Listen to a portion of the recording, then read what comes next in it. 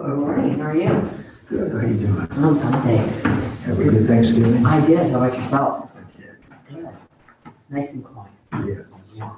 That's, I was talking to some lady I just saw, she said, well, we share, I do Christmas, cook for Christmas, and then somebody else cooks for Thanksgiving. That's a good idea. Exactly, trade off.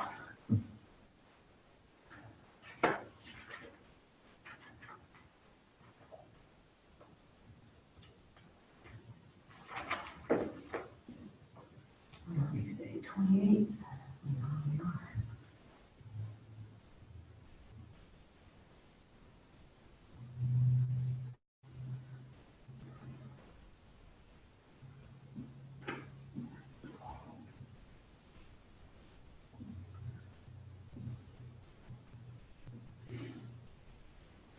Two gentlemen upstairs coming down, but they're having their morning chat session. Oh, good. But we still got a few minutes. Yeah.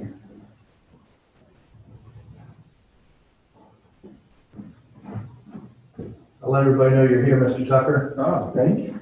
Nice to see you. How are you doing? Feel good.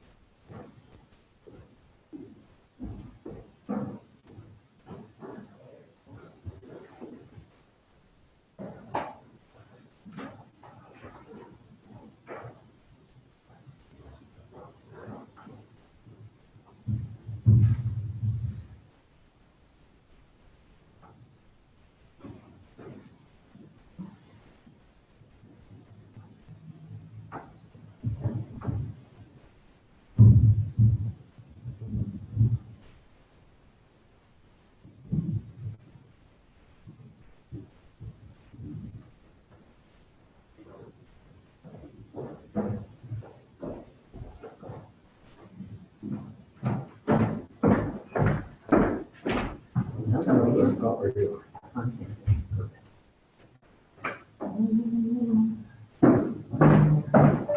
This sale is a 131.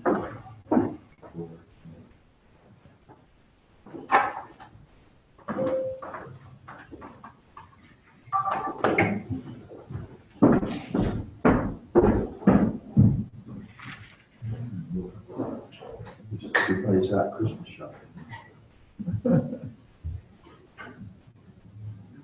Other than my husband, we don't do Christmas anymore, just my family. We stopped about 6 years ago and said, you know, it's once, it's not needs, and it's not necessary, let's not spend money, give to charity, and Yeah. that's what we do. That's great. A lot of Jewish, so. We'll give it a little. How are you, sir? How are you? Doing okay? See, Mr. Updike's coming. I think Alex is coming. Dan coming. Yes, he just went out and got some water and things. I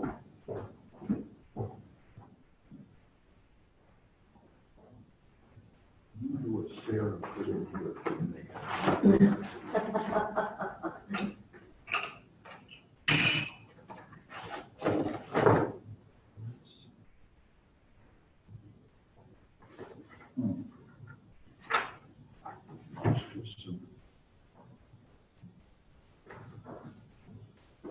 This we've done before.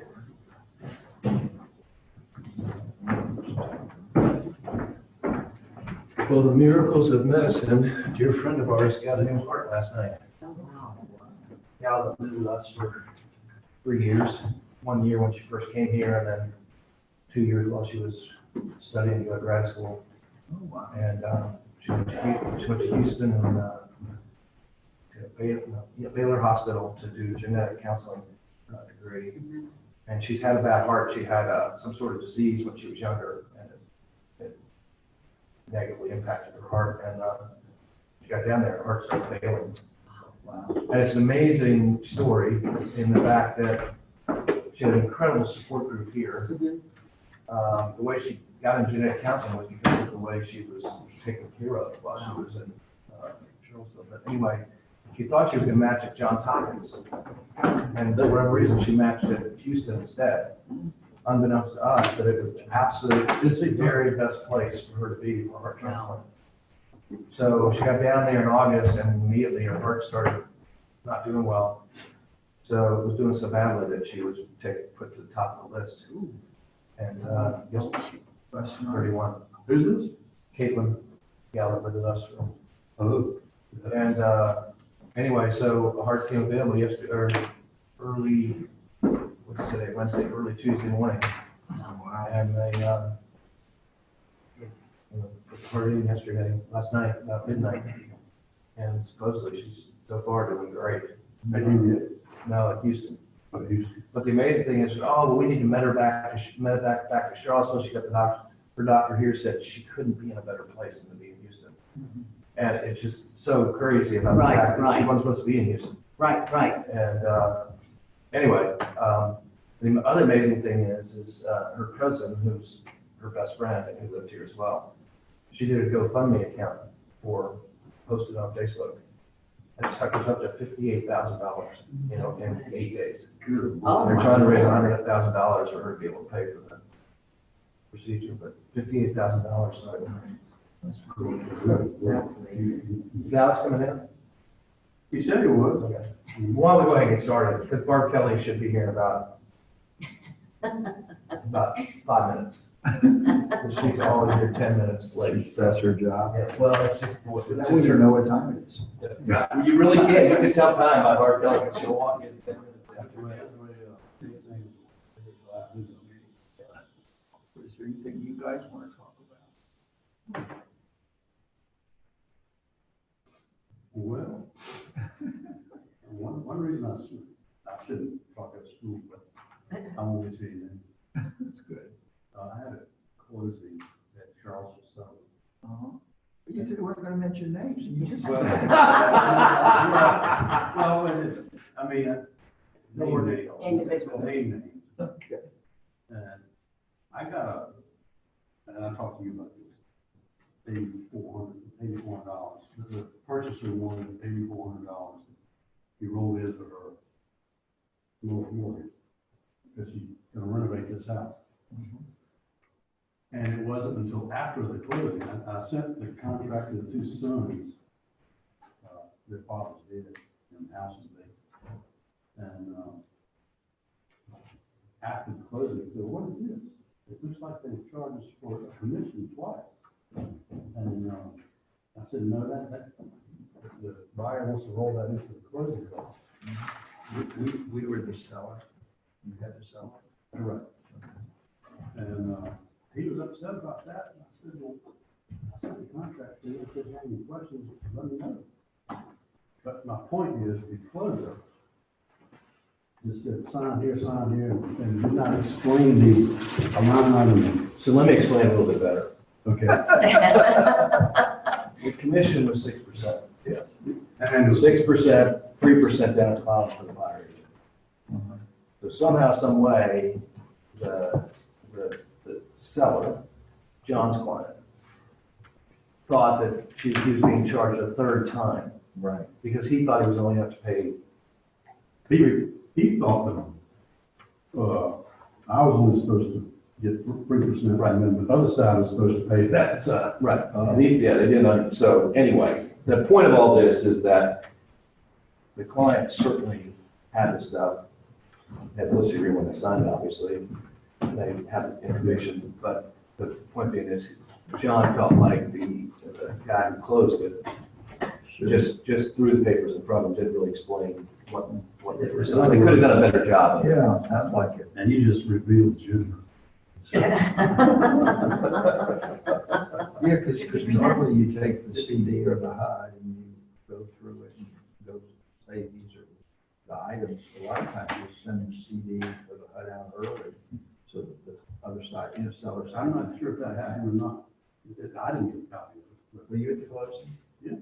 And they just didn't go but- through it? Have we reported that to the police? I told Joe I had a conversation with Katie about You did? Well, it. You and I talked, I said, just give Katie. I a have heads up. two other clues. This is amazing. This person has been assigned to me 3 times now. And I switched, my client is the new construction at Old Trail. I said, this is what happened on my last place. I think you'd be better off with your attorney. And that's when I sent it to you. The construction, probably the attorney's better. So anyway, I think there's some agents that Charles will settle that are better than others. But I also think, John, I think it's your responsibility to tell Katie so that she can help Yeah. get that person not to make that mistake again. Okay, I can do that. That's, I mean, just, Yeah, exactly. yeah, just in a professional courtesy way. It says, my client felt like this went way too quickly. And, And even if you explain it to them, they still may not understand it. I just got a call today from my Lake Monticello office that we prepared a power of attorney for a lady going to Afghanistan. She's in the military, to her significant other. It was a sale.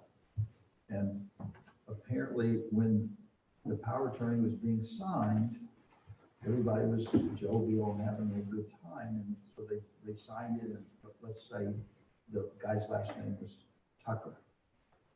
Somehow the U became an I, so Ticker.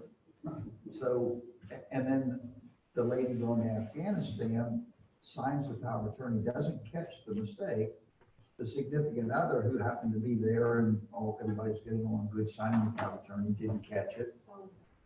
Now, normally we would just change the first page, not tell anybody, and change it to Tucker because it's in our system. But we had this particular power of attorney form, the lady going to Afghanistan initialed each page. So now we have. so that goes beyond the oops agreement then? Because, no, seriously, even if it's some of others, the document you sign, and if there's a typo, they have a chance to be able to fix it. Yeah, This goes beyond that. So I told the paralegal I was talking to her, and I was there trying to figure out if he signs Ticker or Tucker. And I said, well, one choice is. Tigger too. So one choice is you can change, you can't substitute pages because she's initialed the bottom and she's in Afghanistan. But then I said, well, you could always change the I to a U, hand, and initial it. And so Jenny said, well, wait, the lady's in Afghanistan, she can't initial it. I said, well, let the guy who has a power of attorney initial it. I mean, that's not right. But we were just trying to clear. But again, the people sometimes just don't see what they're signing. Just see what you think you're going. Exactly. And so we finally, I think we decided to tell him his name now is Ticker. And just when he signs the power of attorney, just make be messy when you get to the U. But the power of attorney was located. Yeah. Well, but the lady's in Afghanistan. Yeah, she's on.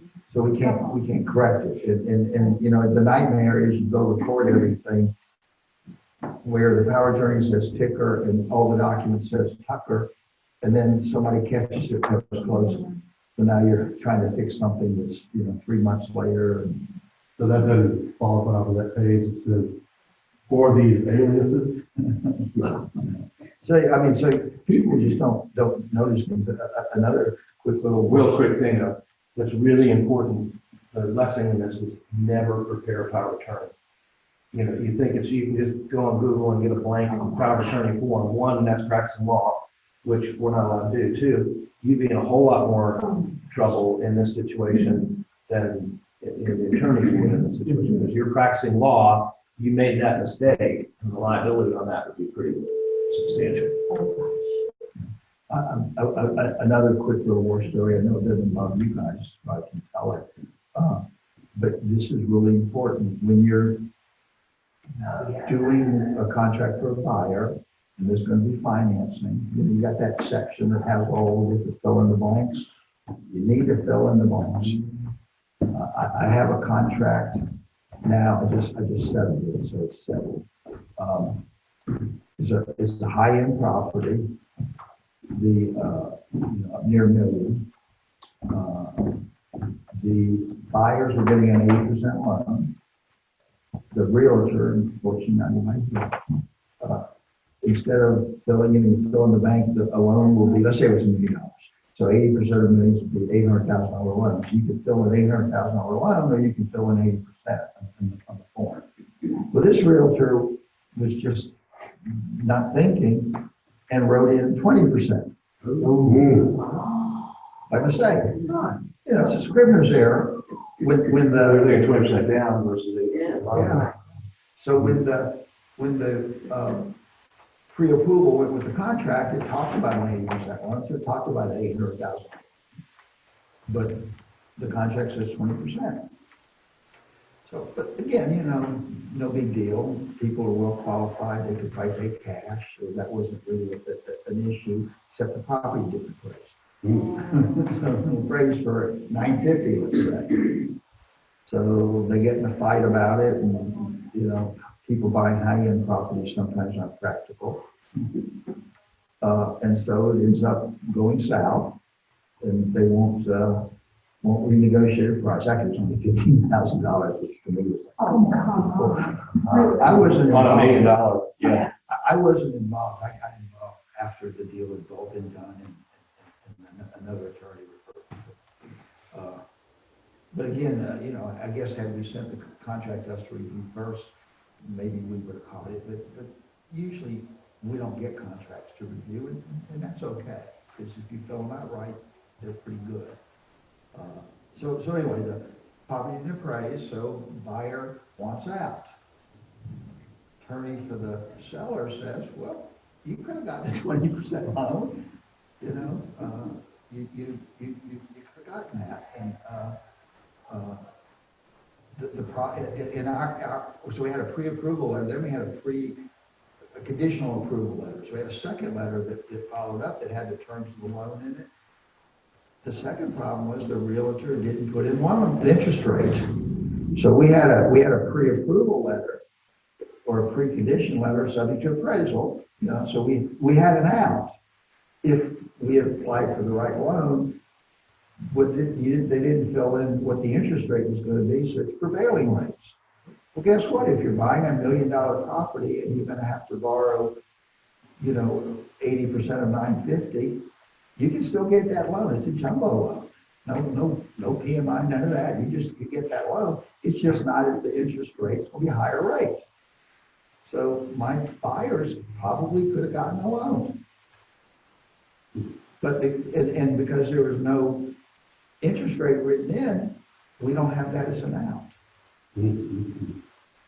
So moral of the story is, I hope I think it ought to be in the contract, appraisal contingency ought to be just part of the normal contract. Really? Appraisal contingency should be in the contract? You mean on a conventional? I'm joking. Yeah. What's that? On a conventional. Yeah, because FHA and VA, you said that same language conventional for two reasons. One, for this reason. But two, because if your financing contingency timeframe gets ended up and you have to submit to the seller your commitment letter, but you don't have appraisal yet, you don't have that language in there, you've removed the finance contingency. Whereas if you have the language in there, you've removed the finance contingency, appraisal comes in low, you still have to allow that. So that's absolutely, you want that language in our convention. Is that language on that website? VARealtor.com? Isn't that where some? I'll write it up for you. and send it to you. But you'll be amazed at the number of contracts I look at that don't have. Yeah. I only have one listing. Bill, the other thing I think, in fact, that probably be a good time to skip, by the way, to talk about that language and send out language on it, about having the appraisal in the conventional financing. So the other thing that, going back to your original power of attorney, and even with John's scenario, what was my thought? Hang on. Yeah, I did. Also, and you'll hear me talk about this in training all the time, just another reminder, do not be the power of attorney at closing for your client. You've got somebody, let's use this, Afghanistan for a second. Oh, well, just sign the papers for me, I'll do a power of attorney, attorney in fact for this particular transaction. That all sounds very easy, but what you have to understand is you're a party to that contract. You're not principal, but you're a part of that contract. And so in John's situation, that person could come back to John and say, well, you should have caught that, and therefore you owe me $8,400 because you were acting on my behalf. So, tell them to find somebody, somebody that they worked with or somebody to come in and do that. Never, ever agree to be a power of attorney for somebody because you're putting yourself in a situation where there's a conflict of interest. You're an agent, you're going to get paid. We'll do it, well, if we're doing the closing, we'll do it for clients. And some lenders now are pushing back and saying, you can't have anybody as power of attorney has any interest in the deal. So it can't be anybody from a law firm, it can't be anybody from a mortgage company, it can't be a realtor. So we did one the other day where we had to, fortunately, the guy that works in my office who works for a different company than my law firm, he works for me for something else. And so we asked Greg if he would be power of attorney because he had no relationship to the closing, and he wasn't a member of the law firm. But otherwise, you have to pick somebody off the street. I know we did one at Lake Monticello where we had the guy next door in the little mattress shop coming inside. If you can't, it's hard to find somebody who's not related who have an interest in the transaction. I've done it once in 16 years. People were driving from California to here. They were driving across the country, and I'm down with Ed Bain, and I'm the power of attorney. Everything went fine. But, I had to call myself and explain these things. Somewhat problematic, but that's the only thing. Anybody have any other questions? Yes, sir. I wonder what you just said. You said when you're dealing with a builder,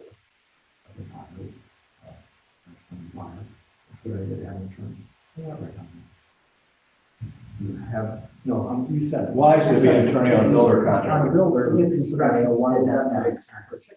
Well,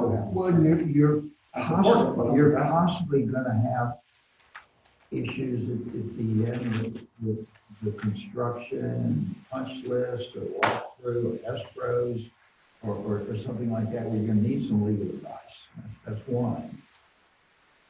Number two is you wanna make sure that the builder and all the requirements to get good title have been complied with. Because with the new construction, you have the possibility of mechanics liens being filed after closing. You sometimes will have in subdivision a requirement that there be an architectural review approval. So they're just little things that you want to make sure have been met. Now whoever doing the closing has the same requirements from a title binder that we have. I would think an attorney hopefully does a little bit better job of making sure all those requirements have been met. And occasionally we mess up. I mean, we're dealing with one right now where we were supposed to be giving lien waivers and the paralegal the closer went to get the closing and was supposed to pick up the lien waivers and they weren't there and just said, we'll be sending them to you in a couple of days and it's now a couple of months. Now the good news is after it's been 4 months, the lien period expires and we'll need them, but it's still, we'll make a mistake, but now you got at least an attorney on the book. And we follow from that, and I work with an attorney. But if there's an attorney representing the seller, you're picking your client. To not have that, is there an inherent disadvantage for that other side, the buyer side, because you've got a closing company, an attorney on the other side, who's going to really, if something comes in the contention, who's going to steer them up? It would be the attorney representing the other side. In my view, you don't have equals. Is that a fair? Well, I mean, basically. basically a settlement company, and Charlottesville Settlement will call me up occasionally to give them advice and handle some problems. But if you have a settlement company, they can't really go in and negotiate any of those issues. And even if you don't use an attorney, one of the key aspects of the new home contract is to make sure your buyer understands special warranty versus general warranty deed. Because is there a new home contract out there that doesn't have it as a special deed, special warranty? Well, if it's a fiduciary selling, I think the contract provides that it can, or an LLC or some corporate, I think the contract approves a special warranty deed. But again, again, the special warranty deed only goes back to when they bought the land. The general warranty goes back to. Now, the title companies, when they do their, like, when Edom Title does their title search for your buyer, even if it's gonna be a special warranty deed, they're checking the title all the way back. Oh, really? Yeah, so you'll get the same title insurance coverage, even if it's a special warranty. Oh, that's great to know. It's just that the seller doesn't have as much of a risk. Right. So, I've got two deals, Southern Development, new construction. And by the way, they said they get a discount because they. I heard. Did you get a trip to Southern Development. Mexico? Hmm? Did you get a trip to Mexico? No, I didn't qualify for that, But you're way ahead of the game going into this year, right? Another- We need one more. Chippewa, Charleston Settlement, So we did I knew I was pre-approved. so, I will let the discount, but, Just go home, what? Insurance? on the video. Well, what it's supposed to be, I know we can get a bigger discount on title insurance and such like that. I think our fees reduced a little bit of the title search. I don't know. So, the other, the villages of Mayborn, lo and behold, third time's the charm, it's the same person. And I'm gonna call those clients and say, do you want an attorney?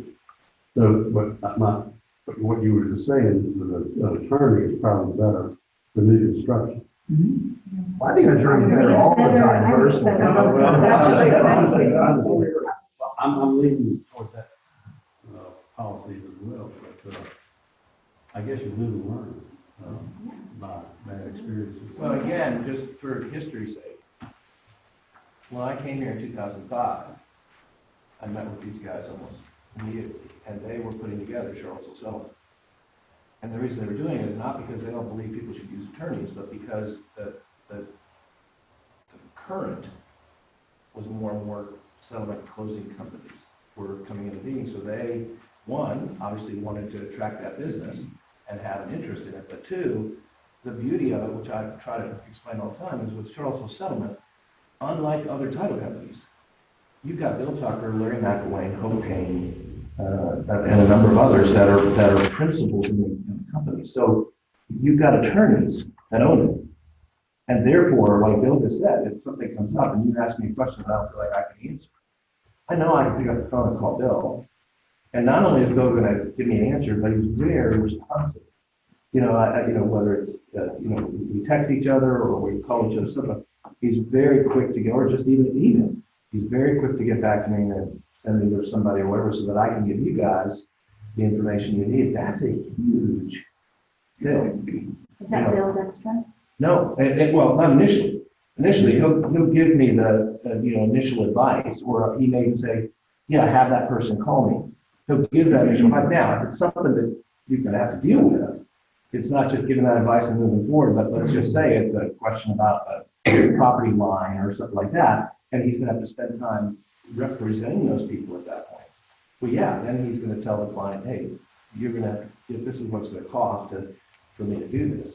But to get that general information, because he's a principal in Charlottesville Settlement, it's a part of what he's offering to our joint venture or to other joint ventures as well, which is it's just a huge thing. It's a weight off my back, for sure. When you guys have issues, and I know it's going through him or Hope or Charlottesville Settlement, whatever, and we come up with an issue, I know I've got somebody I can call and get an answer. Whereas a number of the others, they don't have that. They have counsel, right? So explain the difference between. Yeah, most attorneys don't have interest in these title companies, right? They're the ones Well, but the title company itself We're the settlement doesn't, company. doesn't have attorney on staff. So they're not, when we started Charlottesville Settlement, we knew a certain percentage of the market is gonna go to settlement companies. Is gonna not use attorneys. So we had seen all kinds of problems with other settlement companies in the area and things and mistakes they made. So we said, if we're gonna do this, let's create a settlement company, a better mousetrap. Let's do a better mousetrap so we don't make the same mistakes. So what we did, there were like 12 of us at the time, we all took our best practices, the way we would do things, and we incorporated those in the way Charlottesville Settlement does its closing. Now, obviously, your example, they didn't do it because that's not the way they're supposed to do it. But you know, they'll do things like, hopefully, maybe they're not doing about surveys. You know, they're trying to find a survey for your buyer. If the buyer isn't going to get a survey, we're recommending the buyer get a survey. If the survey buyer doesn't want it, then at least we've done our job. And we're releasing deeds of trust. I mean, that's my pet peeve with other settlement companies in the area is they don't follow through and make sure the old deeds of trust are released. We're always fighting that battle. Well, I think the other thing too, as it relates to what we're talking about here, the survey is an example that Bill Tucker's been around a long time, Larry Macklin's been around a long time. They've represented some of these larger homeowners associations. So they have the master survey stuff. They have things that oftentimes can save your buyer money because they're not having to go back and through and recreate the whole thing. And then the second part of that is the whole aspect of,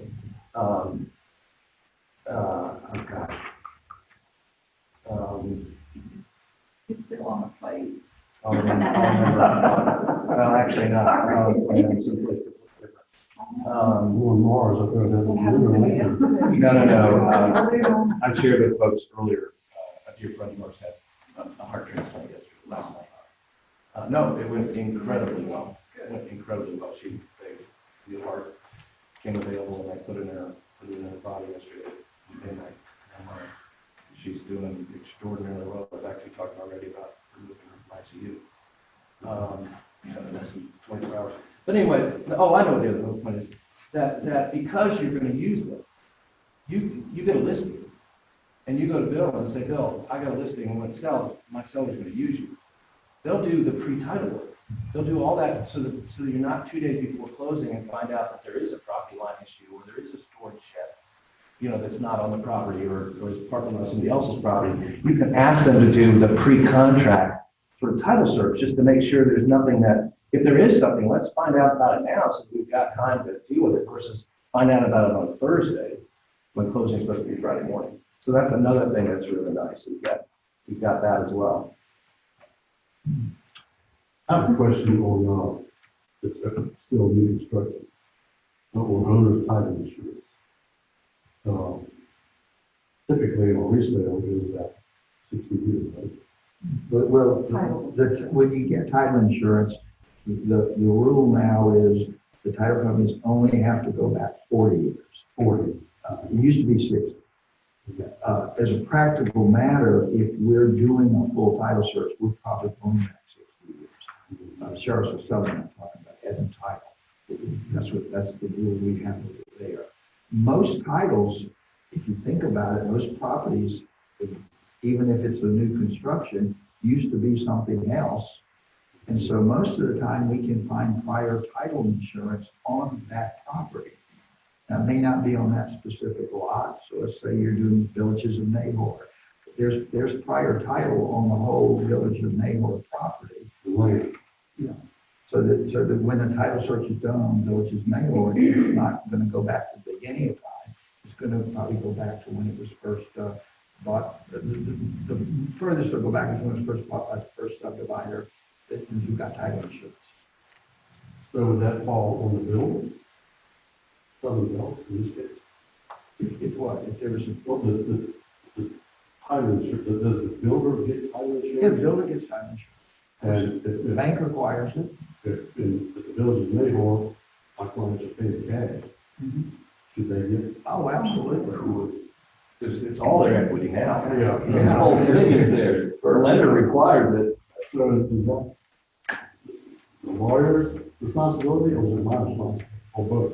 Well, we're going to, our practice is, we send out an engagement letter. Just, in an engagement letter talks about title insurance. And then when the paralegal gets, and typically, the client is telling us up front that they do want title insurance. We're going ahead and ordering title. And and getting the title back so that we have it to share with the client and we share with the realtors too. And you know, we're pretty much taking responsibility. And if we do get somebody who doesn't want title insurance, we have all these forms at closing that we sign that says, you know, we recommended it, you elected not to get it, you're paying for this all liability, you're responsible for everything because you're an idiot and you should be given title insurance, and you're still an idiot. I mean, we literally almost says that. Because we Not want quite as much of an idiot. I mean, you're more of an idiot if you don't do that. You're still an idiot if you don't get a home warranty. Well, you on the seller or the buyer side. If you explain that and they don't want it, I'd have that in writing as well. And I would make sure you explain it and let them say, no, I don't want it. Or I don't want it unless the seller pays for it, because you never want somebody to come back to you and say, why didn't you tell me? Like my daughter and her husband, they've now gotten like 4 things because they got the home warranty. And because they did this amazing closing cost subsidy kind of thing, they got 2 years. So now they're starting to think, can this please break before May?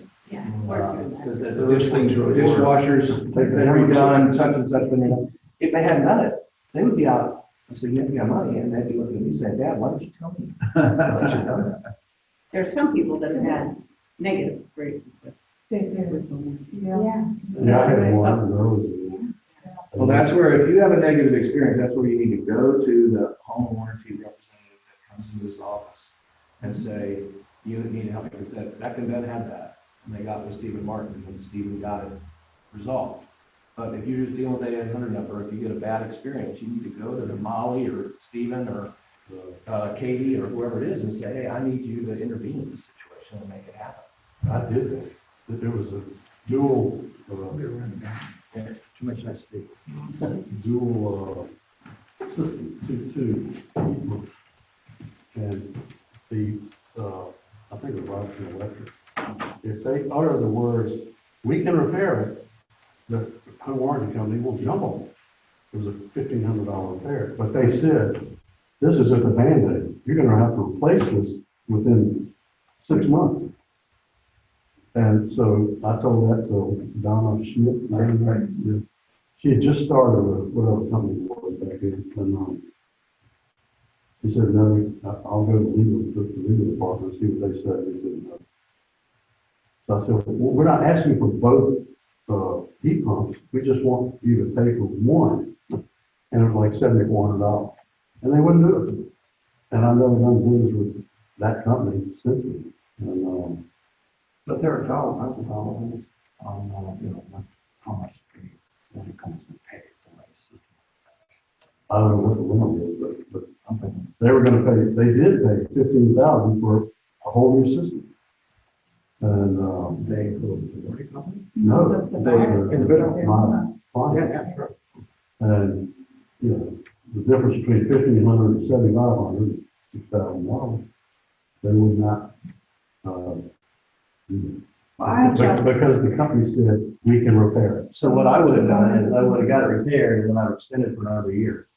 So when it broke again, then, Yeah. but When I left home, Dick wanted Steve Martin's number because his question to him is, if we have 3 different plumbing issues, does that mean 3 different deductibles? Or can it all be done in one? seems like if they come to one for one visit. Yeah, well, we've had repeat problems with our fridge. where it was like the same problem, but a few months in between, and the other $100. But it was enough, we've been happy enough that we did renew it for another year. Last year. I'm hearing more and more that the sellers don't offer it. The seller's what? The sellers don't want to offer it. They will be soon. As the market adjusts the other way. Just saying, they're like, I don't want to do it. Right. I mean, to me, from the seller standpoint, it's a no-brainer. Because they don't pay anything until they close, and if anything breaks during that time, including the inspection, they get that done with, to me, it's a no-brainer.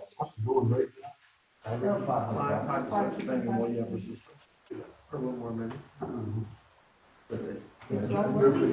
And answer your, yeah, so you don't have to worry about it, that's something usually the title company or the settlement company will take care of. Like I mentioned, so we- Do we have any paperwork on, for someone to select or decline the homework? Or Yeah, sure. Select or decline? Wait, But is it, it's in the Dropbox or? It's Is going it to go in back there also, transaction? you can get hard copy, home warranty waiver. I mean, is it in transaction? I usually pull my files from. it is where the. Well, this is a Roy Wheeler. Home warranty waiver. That's on the checkoff list, we're supposed to get people to sign that. It's not on the checking list? It is. On that summary bill. Right. Can we go back to, a second? Liens. And so the wording, the wording here, and mechanically knows it says, effectively for what line it says, counsel should be, legal counsel should be consulted from the fact that they can apply lien on the property after you own it. What happens? If that were to occur, a lien is put on the property after the people bought it, what are you going to tell? Well, what happens is, and this is part of every closing, one of the documents that a seller signs, because the title, again, if you're getting title insurance, the title company requires it, the seller signs an affidavit, they're pre-printed forms saying, I've not done it, and we're not talking about new construction now, I've not done any work on the property that hasn't been paid for in the past. And it's actually, it says 90 days, but really potentially it can be 123 days, one term, one time. It's an odd, the mechanics and laws are kind of odd. But anyway, so they sign a form saying there are none. So if one occurred post-closing, let's say they had the air conditioner fixed and they didn't pay for it, and then gets fined. The homeowner, the new owner, can go to their title company and say, hey, we have this affidavit, there's this lien file, it becomes the title company's problem. Now, the title company will go back against the seller who signed the affidavit, it turns out not to be true. But every closing, unbeknownst to you guys, is a waiver gets signed saying there are no unpaid bills. And your people, you're running checks, if they're put off, Well, when we record the document, the title gets checked twice per month. The title gets checked when the original title search is done. Let's say you sign a contract today and the title search is closed the end of December, a quick close. And so the title search may get done 2 weeks from now. So that'll be the first time we go to the clerk's office and check. And then when we go the end of December to record the new deed, we're checking what's called a rundown. We're checking the title at that point. But a mechanic's lien can be filed 90 days off in the future after closing. It can be filed in March. So if that happened under the mechanic's lien laws, you have to give notice to the homeowner, to the owner of the property that it's filed. So the owner would find out about it. I can't remember a time where that's happened to us. but what's different, if anything, relative to new construction? Well, with new construction, we know there's a lot of unpaid bills. Because typically a builder, is doing lots of work. But some of the builders, a builder, in their recollections, they say that all the bills have been paid. Right, they sign that same lien waiver. But they also, if it's new construction, residential new construction, they typically will name on the building permit a mechanics lien agent. And what a mechanics lien agent means, and usually it's the title company, sometimes a lawyer will do it. What you're telling anybody that comes to the job site to work, they need to look at the building permit. If there's a mechanics lien agent named on the building permit, they need to tell that mechanics lien agent, hey, we're working on this job. And if they do give this called notice, if they give notice to the mechanics lien agent, then their period to file a mechanics lien is this 123-day period. If they don't give notice, then they can only file a lien within 30 days of completing their work. So what happened was when this law got passed, 10, 12 years ago, a while ago, we thought every subcontractor in the world would give notice to the mechanics lien agent to protect their lien period. Very few do. Even today, they don't give notice. Usually the Better Livings of the world, the supply houses will give notice, and maybe occasionally whoever at the end is putting the carpet in and putting the floor in. A lot of times the builders don't have so. So very few times do we see the mechanics lien agent notice given. Therefore, most of the time you think about it, if I'm out there working on a job, I put the air conditioner in, and I'm going to send my invoice to the builder. And I'm going to give him 30 days. Well, by the time the 30 days are up, if I haven't given notice, it's too late for me to file a mechanics lien. So new construction, typically, as long as we follow the rules, the builder follows the rules and makes an MLA, new construction isn't as risky because of that, because the subcontractors are stupid. They should give notice. I mean, if I have represented a subcontractor, I'm telling them. How do you summarize that clause in the contract for Mechanics lien, the lease covenant? mechanics lien clause. How do you put it in a nutshell? I mean, again, It's here, it's already here. It's a code section, it's one of the things required. no, but you say in layman's terms, how do you explain it? Like you just I don't go, think you need to. Do we have Let's to just point make to sure. it? Read it, right?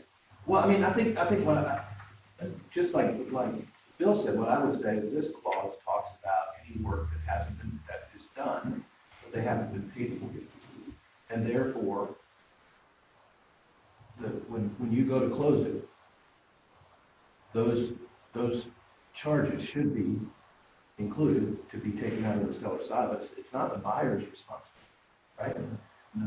It's the seller's responsibility to pay it, but and I knew about that. But if you're And I explained that, but I buying, just if didn't know your the buyer's timetable. getting title insurance, the title insurance company is going to be requiring your buyer to get from the seller That this affidavit. affidavit.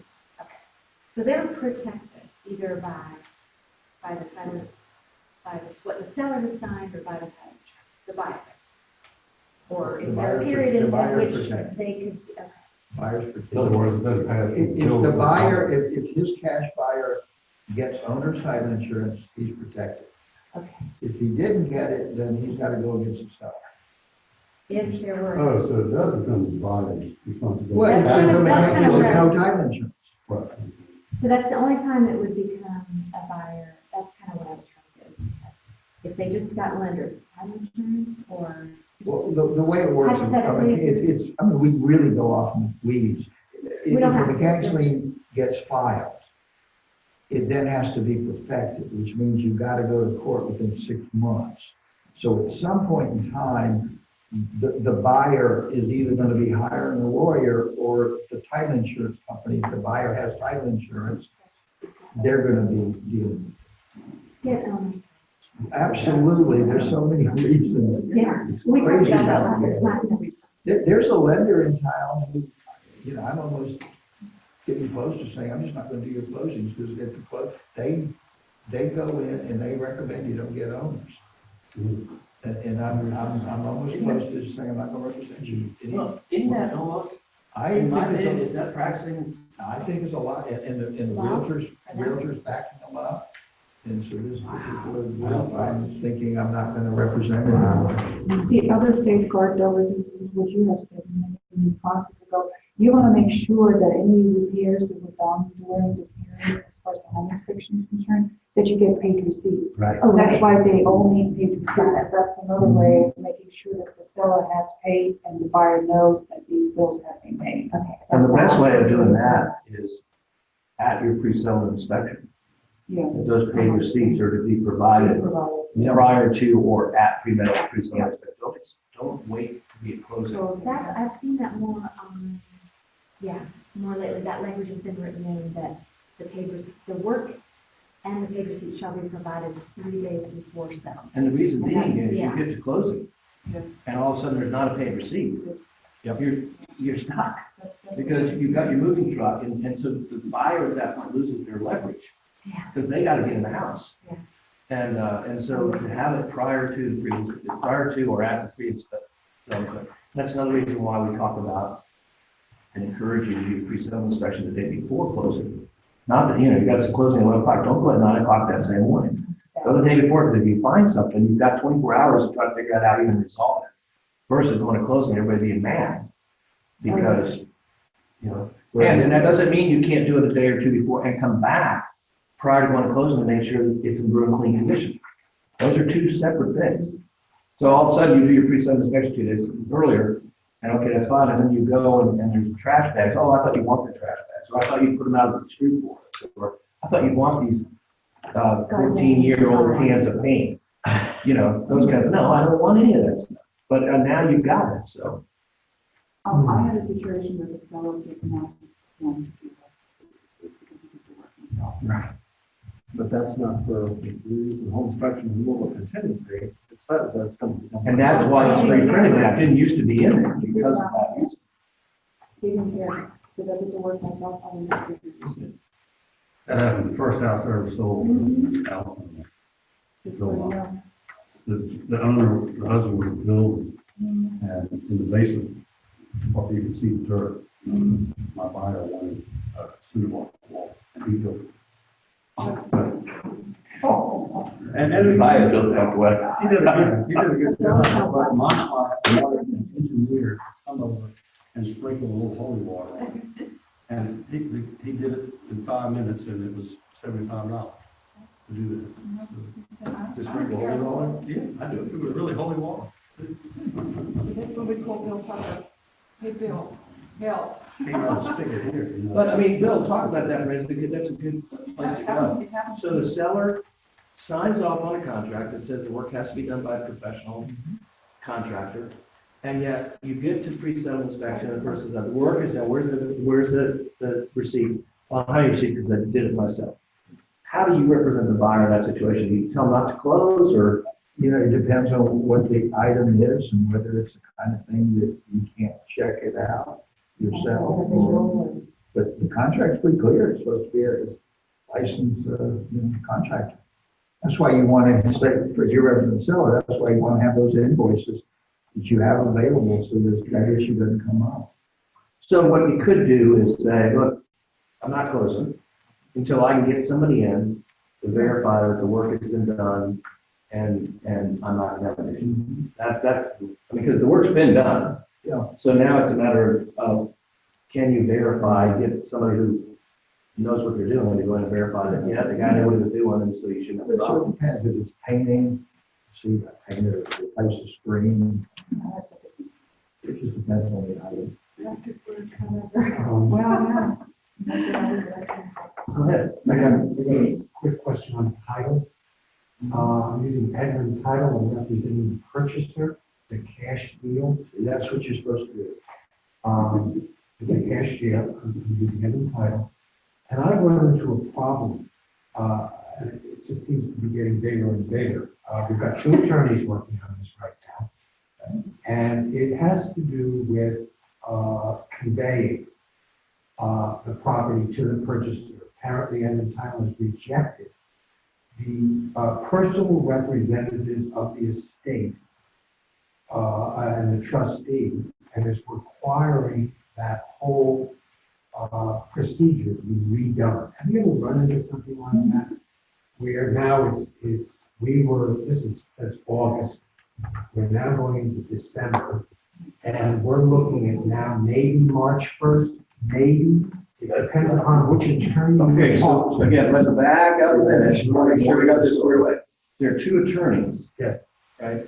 But One it's not representing- on title, it's the title insurance people are saying that the way that the trust is, so they're having to, you understood what it, okay. Yeah, I mean, it's not, it's a real, there's obviously something in some of the paper, some of that fiduciary document, whether it's a trust or it's the will or whatever, that. She's alive, she's in a nursing home in Arizona. But she's not confident. Still going on? Yeah. I'm assuming she's not. Yes, you have. Yeah, since August. And I'm in nowhere near closing, and with the cash deal, we're ready to go. I've got people And they lined can't up. produce good title because the seller has some problems with conveying it, without knowing all the details. Right, Who are right. who are the two attorneys? Carter and Early. They're both good attorneys. so- Carter's representing my client, the purchaser, Jeff Early is representing the seller. And I'm sure there's something in the will or the trust or something that prevents whoever it is to have. Something to do, there's a clerk of Charlottesville has been called, and something to do with a bond. Well, that's, And the clerk kept saying, don't worry about it, you can get a bond real quick and really easy in California. You can't, not necessarily. And I'm saying, I don't know what you guys are talking about. well, you. And probably I should stay out of this, right? I stay out of this, just stay out of Which I this. think you heard in my office. Hmm? I said, which I think you heard in my office. There are two attorneys dealing with this, you stay back. He wants. I mean, if you want to do anything, call the attorney, be a pain in the ass.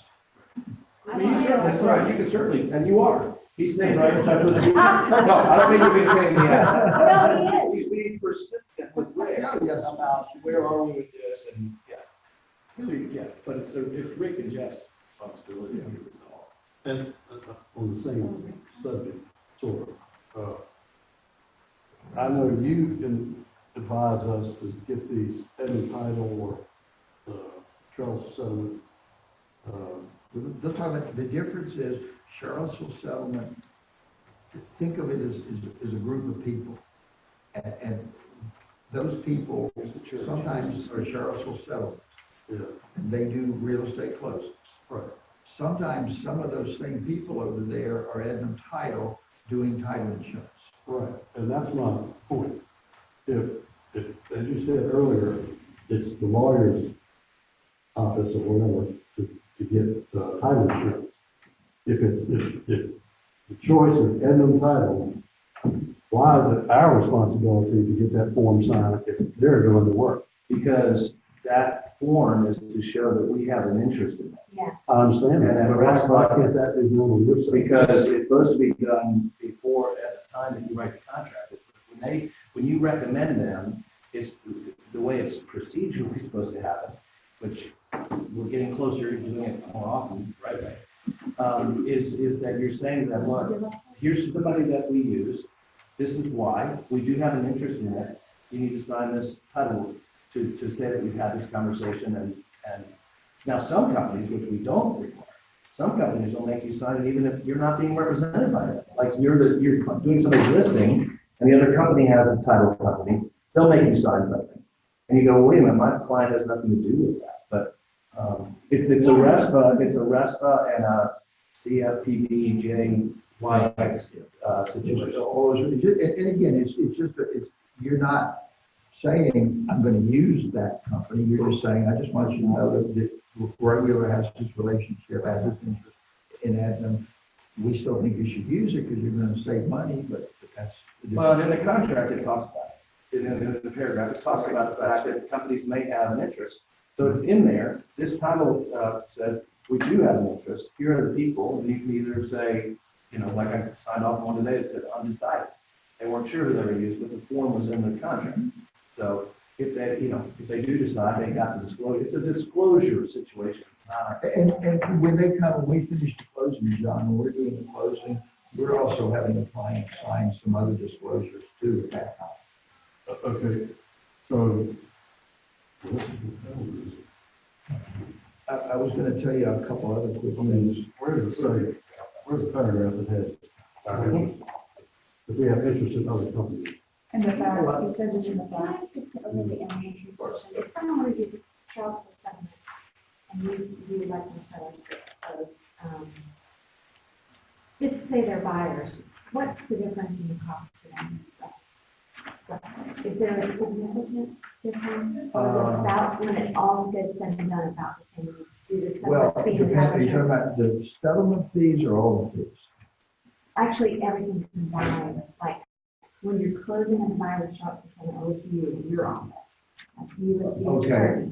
then What would be, the difference in the fees, all your closing costs are pretty much gonna be the same. right, Once you pick the lender.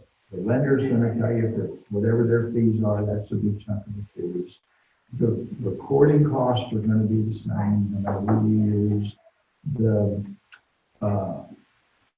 The title insurance is gonna be the same, no matter who you use. It'll be a little different with that, the title, be a little less than with the good faith estimate shows. So really, the only difference is the settlement.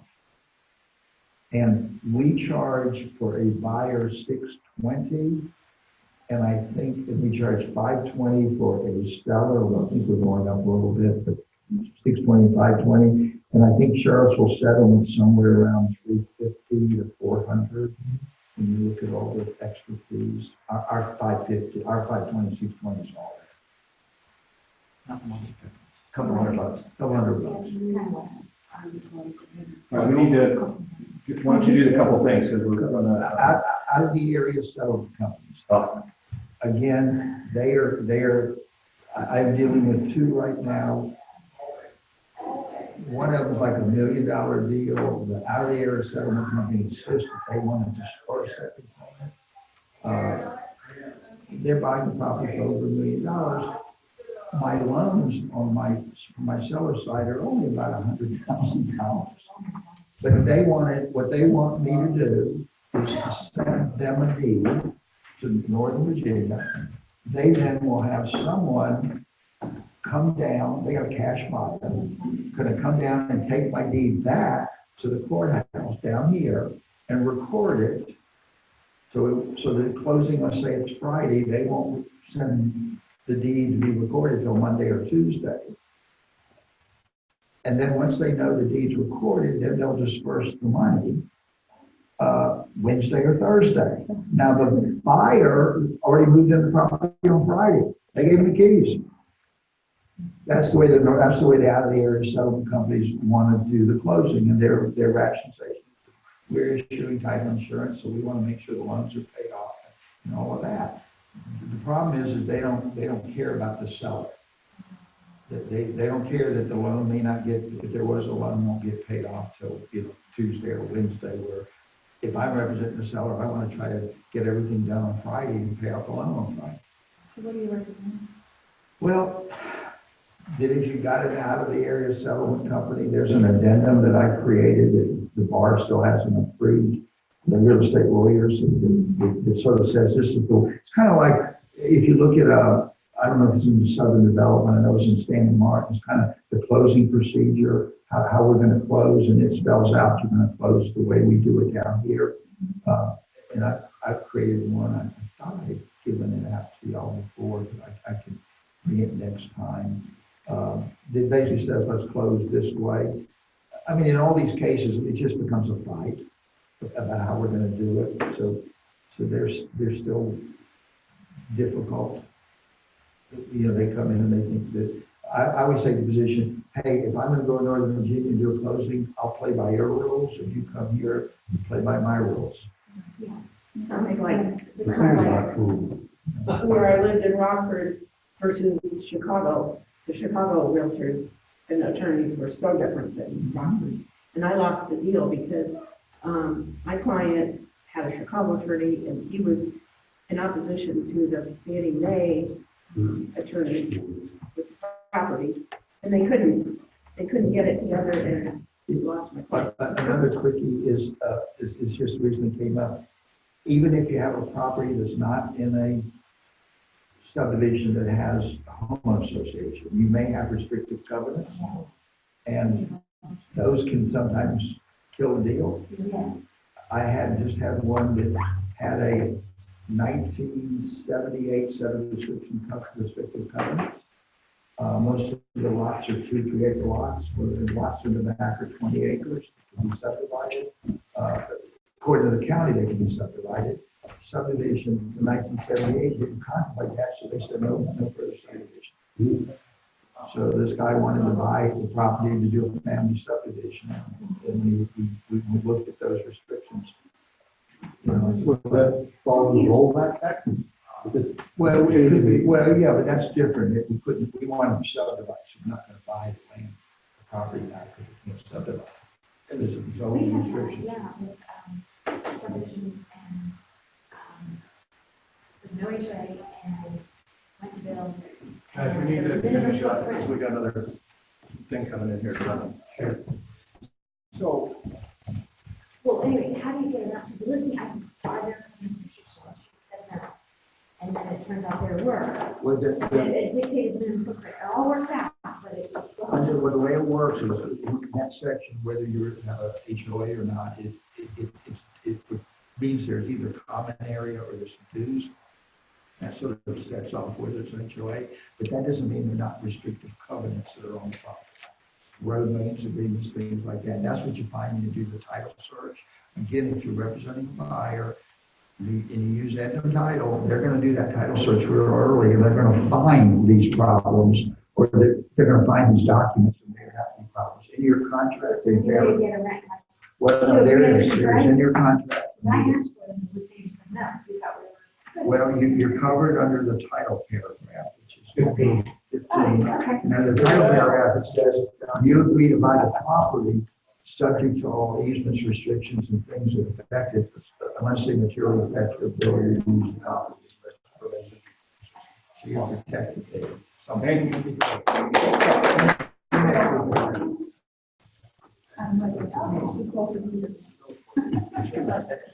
What was the question, Yona? What's going on?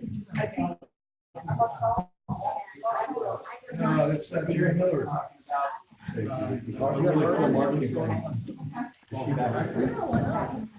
Jeff can talk to you, he can't talk to you.